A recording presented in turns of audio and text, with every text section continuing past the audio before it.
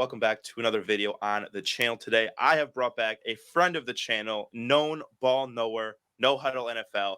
I appreciate you coming on to talk about the NFL Divisional Round. We're going to get into some predictions, give you guys what our thoughts are for how the games are going to shake out.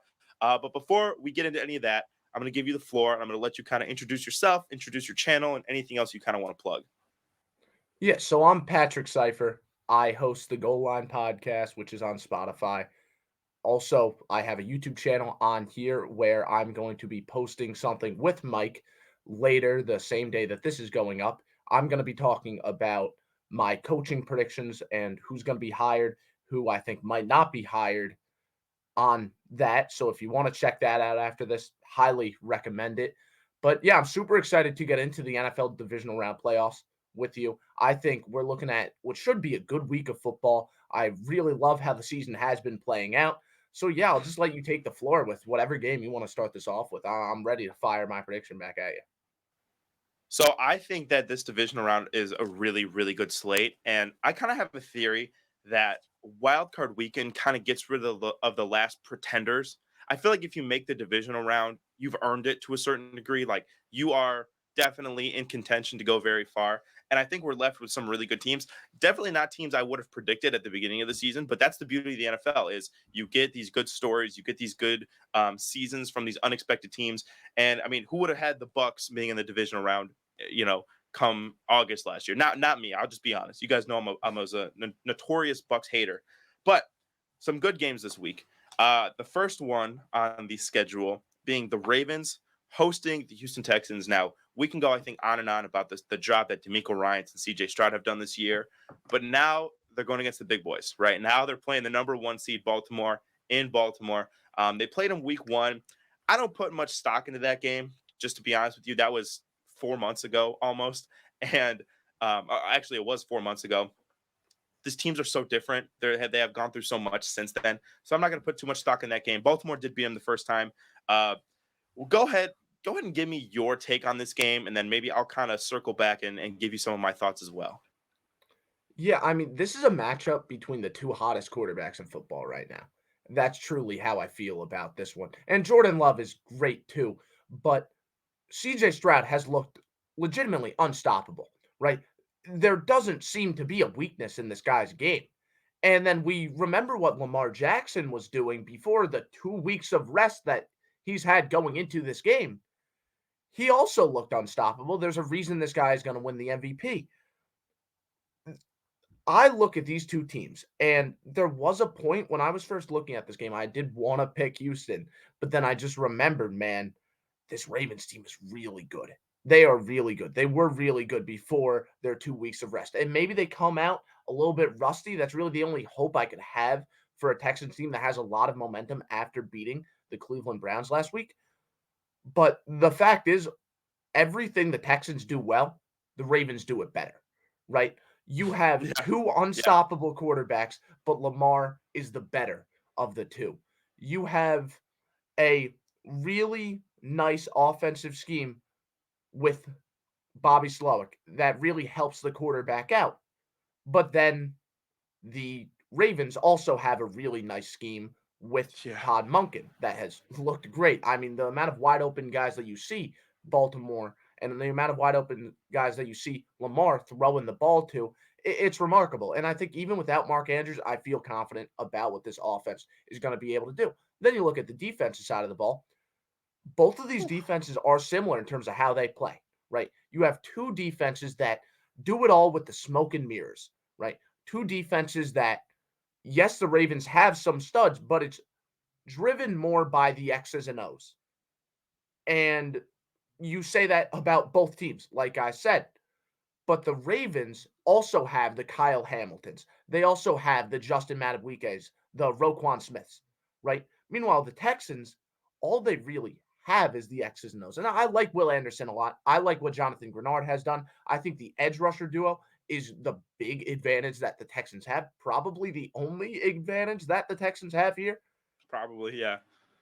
Yeah, but like I said, it's just two defenses that love to fool opposing quarterbacks.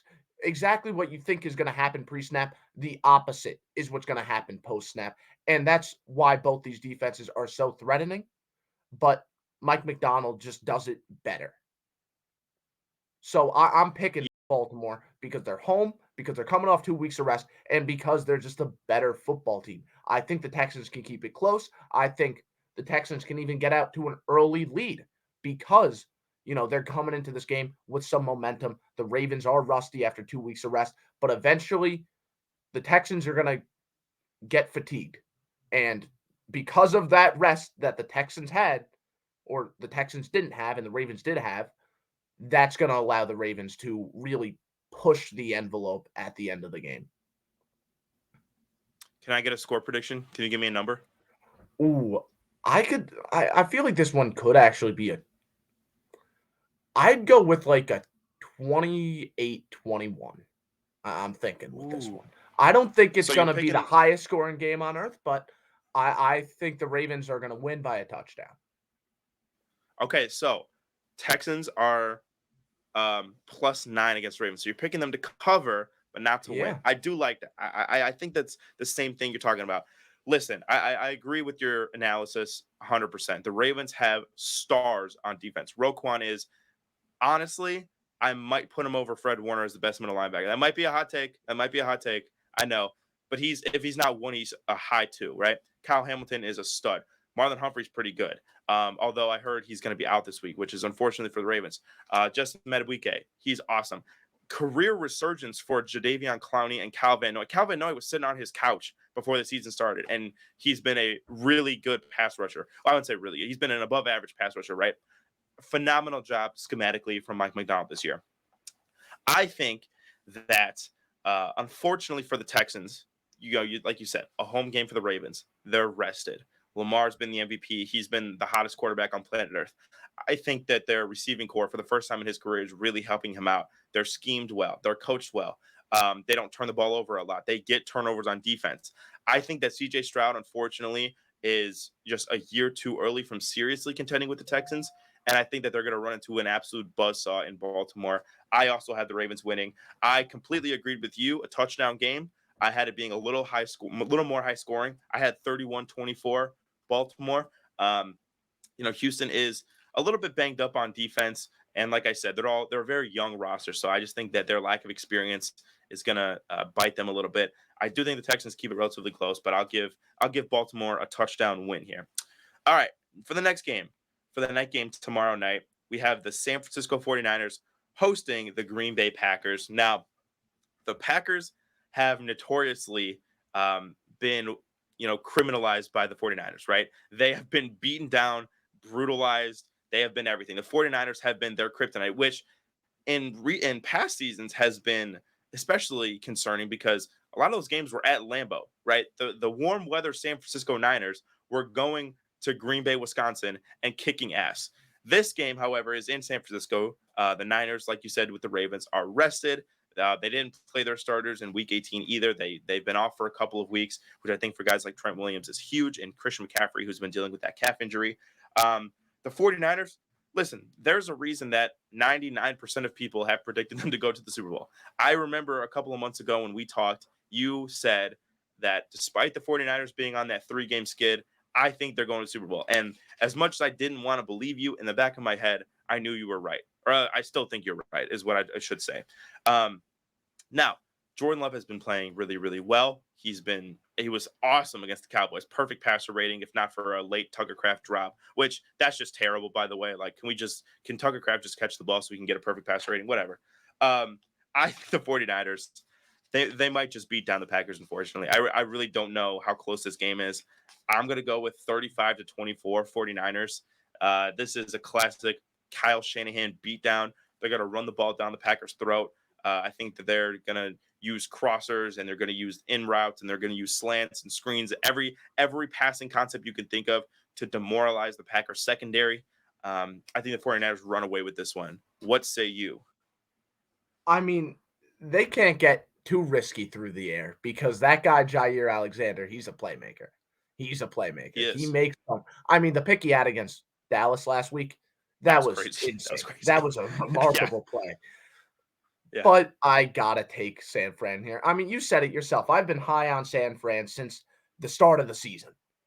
And even during that 3-game slump, they were still, if you ask me, the Super Bowl favorite. And I think there are other great teams in this league, but unless we're seeing Brock Purdy, Sam Darnold, and every other quarterback on that lineup go down, I'm picking them to win. I really am. And this game, I don't want to point at Jordan Love as the reason they're going to lose this game because I think Jordan Love is going to have a good day. I honestly feel like this is going to be a high scoring game on both sides. I do. Because while I like the 49ers defense, I don't think they're going to, slaughter Jordan Love here. I really don't.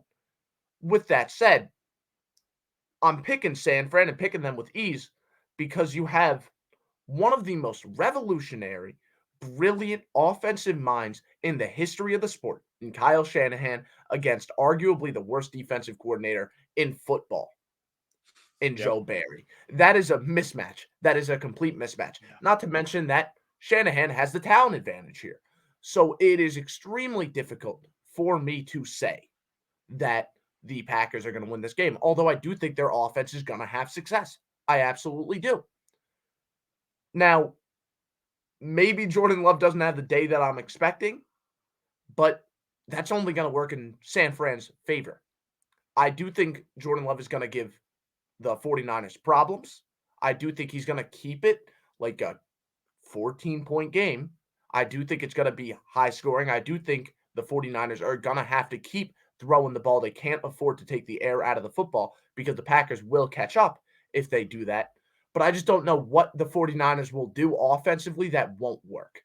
And that's why I have the 49ers winning this game. And that's why I feel so comfortable saying it because I think the 49ers offense versus the Packers defense is a complete and utter mismatch. The other side of the ball, I think, is a pretty fair matchup. In fact, a matchup that Green Bay should win. I just don't think they're going to win it as consistently as the 49ers will. Yeah, so I think that you're exactly correct. Kyle Shanahan versus Joe Barry is a mismatch in and of itself. You add to that George Kittle, Debo Samuel, Brandon Ayuk, Chris McCaffrey, Brock Purdy. It just it's a blowout, right? I think that they're gonna just dominate. The other I think advantage for San Francisco is say they do get off to an early lead, they're up a touchdown, they're up 2 touchdowns. Well, Green Bay is probably going to have to throw. Like if they have a comfortable lead late in the game, Green Bay is going to have to throw the ball. That allows Nick Bosa and That Chase scares Young me. and all those other pass rushers to put their ears back and just go after Jordan Love, right? I But think I that is a think if scenario. you look at what Jordan Love has been doing since the bye week in the pocket, he's just immune to pressure. He really is. Yeah, Like, I'm not gonna lie, if the Packers are down 14 at any point in this game, I'm still worried if I'm the 49ers. And if they get conservative, then that's when an mm, upset could really start to happen because I think Jordan Love can really dice this defense up, even with Nick Bosa knowing he has to pass rush on this play. Even with pure passing downs, I think Love is extremely dangerous. I could argue he's more dangerous. Okay. That play action yeah. game, it's key to this offense, but let's not act like the drop back passing game isn't also electrifying. No, you're absolutely correct. So we're both in agreement, shocker, that the number one seed is going to win both the first two games. I think that that's not exactly our hottest takes we've ever had. Let's go on to I think two games on Sunday that are going to be much closer, right? The first game is going to be the Lions hosting the Tampa Bay Buccaneers. Now I'll give you the floor in just 1 second, but I do want to say shout out the Lions fans, first playoff win in 30 years. I mean that is a monumental achievement. By the way, what a great month for Michigan football fans. You get Michigan in the Natty winning the whole thing. You get the Lions' first playoff win in 30 years. Good for them. But before I give my thoughts, I want to hear what you think about the Lions hosting Tampa Bay, who was coming off a beatdown of Philadelphia. I think that the Lions, they earned this. They earned that playoff win. They absolutely did. They have been like the textbook definition of how you want to rebuild a football team. The textbook example, I should say. And that's why you're seeing all these coaches brought up in the head coaching conversations. And like I said, we're going to get to that soon in this recording session. But the Lions, they do something well, and that's lighting up the scoreboard. They light up the scoreboard really, really well. But you just said it yourself. The Buccaneers lit up Philadelphia. They lit them up.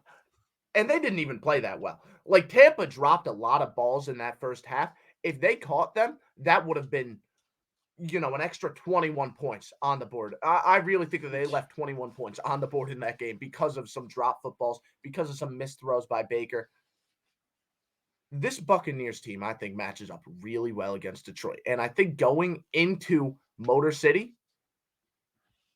I don't think it matters that much. I really don't. I think they're going to be rowdy. They're going to be fired up, but Baker's going to be fired up too. He has won a lot of games on the road throughout the season. And a big reason why is because it's Baker Mayfield. Okay. He'll bring the energy. He doesn't need the crowd to bring the energy for him. And that energy he brings lights up the entire football team. I think people underestimate just how good of a leader Baker Mayfield is and how good of a leader he has been throughout his career. It might be his best trait as a quarterback. It really might. And that's not a knock on his other traits because he could sling it, man. He can absolutely sling it. Giving him a receiver like Mike Evans, I mean, that's how you make one of the more explosive offenses in all of football. They are near the top of the league in explosive pass plays on the season. And I talked about the matchup being bad for Detroit. A big reason why is because Detroit leads the league in explosive passing plays allowed this season. So that's obviously not a good matchup for Detroit there. I also think this Buccaneers front seven, right? Vita Vea. You got the two linebackers that are great, and Devin White and Levante David. Kalijah Kancey has been doing damage. Yaya Diaby. I mean, he's been a stud in his rookie year. He really has. They are going to shut down the running game just as a front. Okay. Last time these two teams played, neither team was able to get it going on the ground. Which team relies more on their rushing attack? It's Detroit. Detroit relies way more on their rushing attack than Tampa Bay does. And I don't think Goff is going to have a bad game necessarily, but I don't think he's going to have a good enough game to single-handedly lead the Lions offense to enough points to win against a Buccaneers team that will be Oh. lighting up the scoreboard. I do think the Buccaneers are going to light it up here because of just how, let's be honest, piss poor this Detroit Lions defense is. It is. Now, they're good in the red zone. We saw it last week. But it doesn't matter if Mike Evans is going for a 50-yard touchdown every play. Who cares about your red zone defense in that situation? And I think we're going to see a lot of Mike Evans catching a go route or, Chris Godwin on a post, just running wide open down the field. I think we're going to see it a lot. I think it's scary. If I'm Detroit, I'm really worried. I'm happy to see Detroit in the playoffs. I'm happy to see them in the divisional round. I wish it could last longer. I really do. And I'm going to be rooting for them here because they're a fun team to watch. Everyone is going to be rooting for them. But the Buccaneers really match up against them well. They really do. They're going to force Goff to win the game for them. And I think he's going to play well, but not well enough. Wow. Okay, so I think that this is the game then where we have our first disagreement. I will say one thing I forgot to mention that I think is a really cool. I believe, don't quote me for you keyboard warriors out there. I believe I saw a stat that said this is the first time in NFL history, NFL playoff history, that a matchup is featuring two first overall pick quarterbacks, neither one on the team that drafted them. I think I saw the stat that's the first time, and I believe it. So shout out Jared Goff and Baker Mayfield. But I'm going to disagree with you here. I think that the Lions offense is better than this Buccaneers offense with Baker Mayfield. Now, I completely agree that their defense is a huge liability. It is the kryptonite to their season, which has been remarkable so far. But I don't think that the Buccaneers defense is going to be able to stop this Lions offense. And the big reason I think so is because of a play caller named Ben Johnson. I think he has done a phenomenal job of getting the most out of every single one of these players.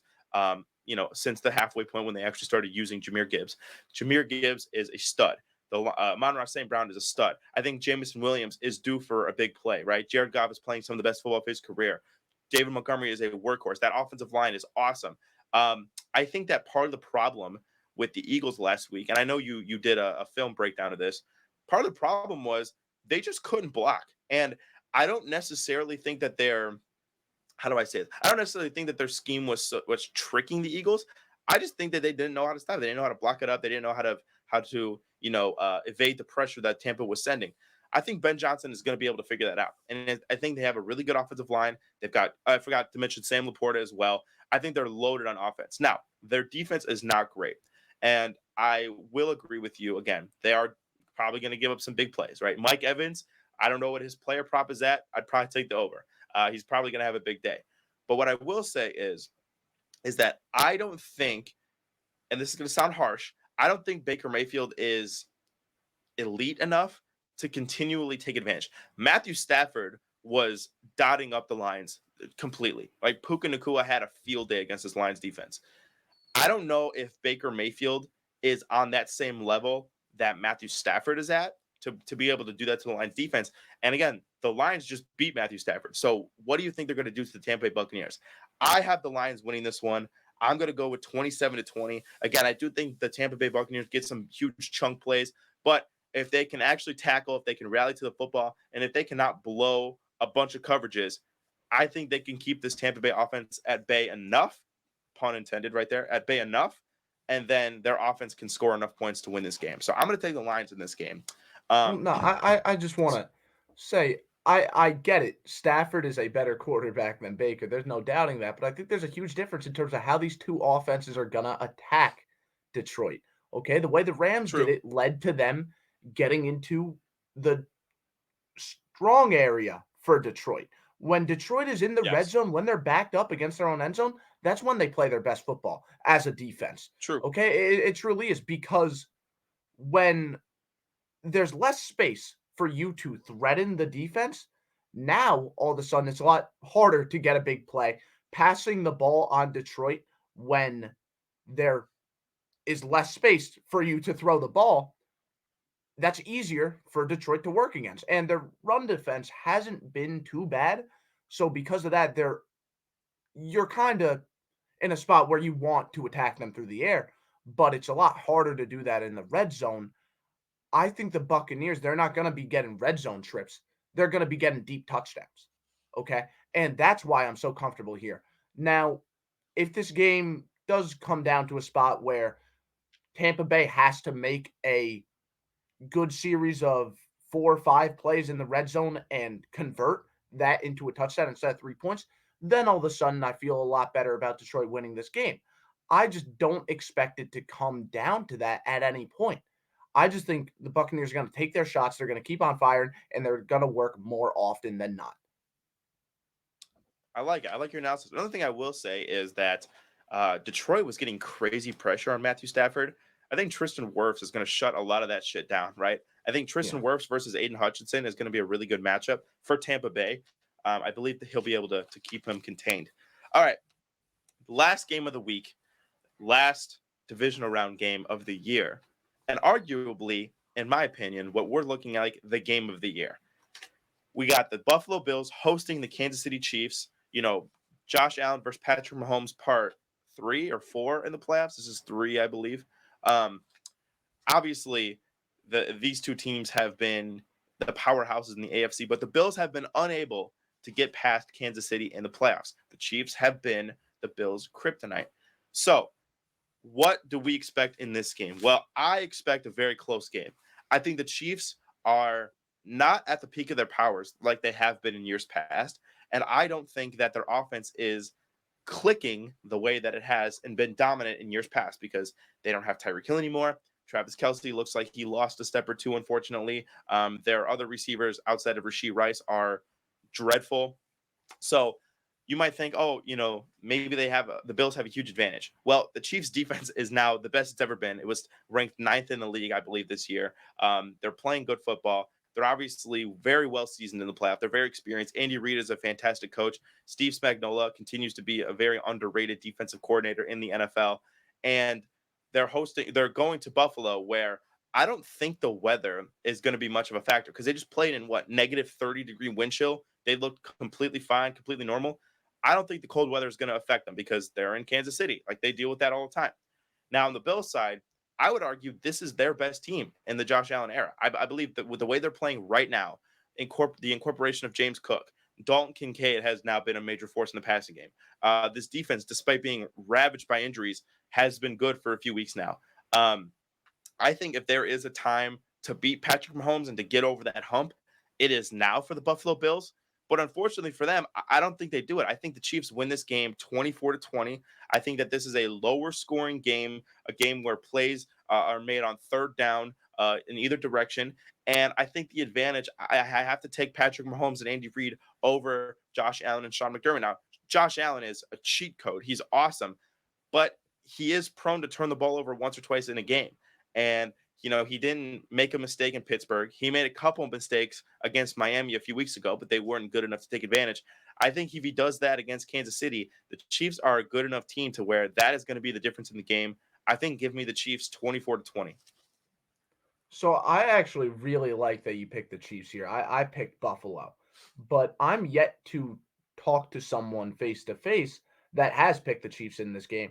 A lot of people, it feels like almost the overwhelming favorite, and it feels weird to say an overwhelming favorite in a Bills versus Chiefs matchup. But for whatever reason, people are generally agreeing that this is going to be Buffalo, and there's not really much of a debate to the contrary. And I haven't really understood that. I really haven't. So I'm really glad that you took the Chiefs.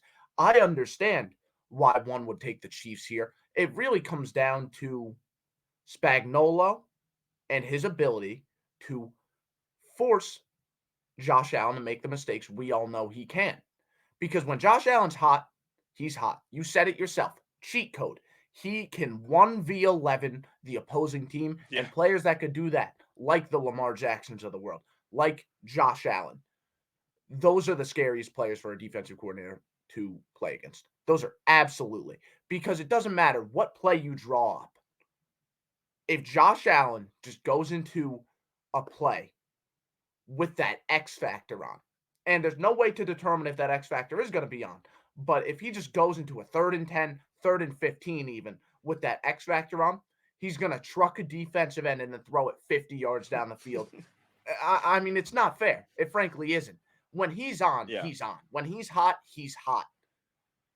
And if Spagnolo could prevent that X factor from turning on all game, the Chiefs are going to win this. They are. But I have my doubts after seeing what Buffalo did to Pittsburgh, after seeing what Buffalo has done ever since they got rid of Ken Dorsey. They've been explosive, they've been consistent. Yeah, they're going to have their miscues. I have my doubts about the Chiefs' ability to do much with them. I think that Josh Allen is going to throw a pick, maybe two, but I don't think Mahomes is going to be able to get it into the end zone. I really don't. And for me, that's my concern. I would completely understand if you say Spagnolo and this Chiefs defense that's loaded with great players, Nick Bolton, Mm-hmm. George Karlaftis, both corners, Trent McDuffie and L'Jarius Sneed. I mean, this is a defense I really like, a lot of the players there, but more than anything, it's the scheme that puts it all together. And that's what I love seeing about this Chiefs team. But the offense, I can't say the same thing about. I think Spagnolo and that Chiefs defense could win the matchup against Joe Brady and Josh Allen and the Bills offense that has a lot more firepower than they have in the past. That's why I understand why you're saying it's a better team than usual. But they're banged up. They're banged up defensively. And that's why I wouldn't say this is the best team Josh Allen's had because the defense isn't as healthy as it used to be.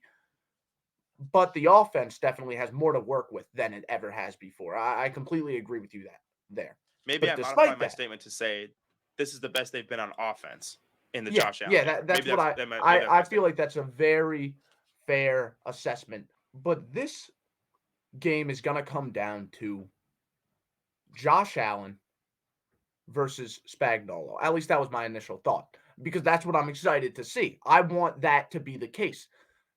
The sad thing is that that's a pipe dream. The sad thing is that we're gonna have to see this Patrick Mahomes offense that hasn't been playing overly well. Completely not Mahomes' fault. Way more on Matt Nagy, way more on that receiver core, way more on Travis Kelsey. Not on Pacheco at all, too. Pacheco and Mahomes, those are the two guys I feel like I just want to get their name away from the offense entirely because they don't deserve to get the hate that Yeah. this offense is getting. But the rest of that offense is bad. It is a bad offense besides those two guys and some of the offensive linemen too. But it's still just not a good offense. And the fact is, this game is going to come down to that offense against the Bills defense that is really banged up. They still play well. Rasul Douglas is going to do what he needs to do. He's going to shut down Rashee Rice, who also, he's done a good job too. Rasul Douglas is going to do a good job restricting him. He's not going to go over 100 yards here. I'm telling you that right now. And then Ed Oliver in that defensive front, they're going to make sure Pacheco doesn't do too much. And I think this game could look a lot like the Super Bowl against the Buccaneers. I think it could, where Mahomes is doing everything for them, but everything isn't enough. Okay.